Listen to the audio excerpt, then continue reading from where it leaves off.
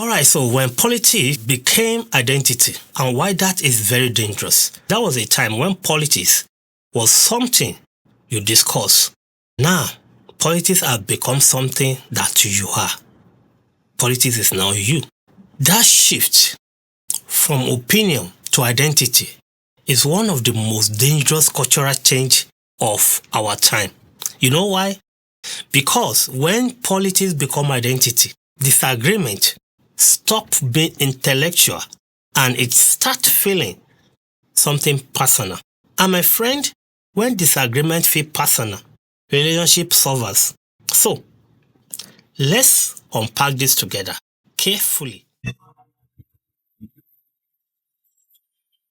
Alright family, welcome back to the channel again. This is CA Show. My name is Caleb Adediji, and today we're going to be looking at something that is very important to discuss today, and I believe that after this you probably have different mindset.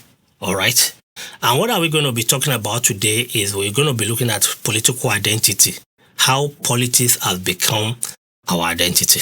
Let's dive in. An opinion is something that you hold.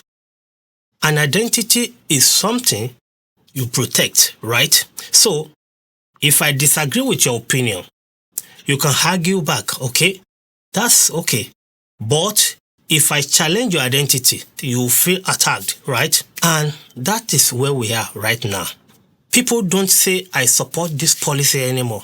They say, this is who I am. And once politics become who you are, anyone who disagrees become a threat to your identity. You see that now? Now, let's add social media to that equation. You see, social media reward what I call emotional intensity, right? Anger spreads faster than nuance. Outrage spread faster than patience. So when you scroll all day, seeing clips of people yelling, mocking, humiliating one another, the other side of your brain begin to categorize humans as enemy instead of neighbor. That is not accidental. That is algorithmic reinforcement. The system feeds you what triggers you. If your political identity is tied to your self-worth, every opposing clips feel like war to you. Do you think that is a coincidence? No. Now here's the moral problem. If you cannot sit in a room with someone who voted differently without hating them, you are not politically strong. You are emotionally fragile. I mean it. You are emotionally fragile. Strong conviction can handle disagreement. Fragile conviction, it needs isolation. And isolation is what is happening right now. People isolate themselves, disassociate from family. You see, families fracture, friendship dissolved, community becomes shrink because of identity politics. Not because people disagree, but because they cannot disagree without dehumanizing one another. And once you demonize, you justify cruelty. Let me say something that might stink a little bit, all right? When your political loyalty becomes stronger than your moral character, you are not thinking clearly, all right? You are not thinking at all. You are reacting tribally.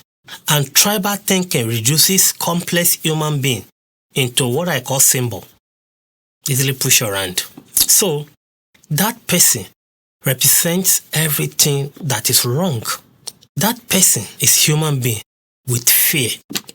Just like you. When politics become personal, identity becomes shallow. When identity is not rooted in stable moral ground, what happens?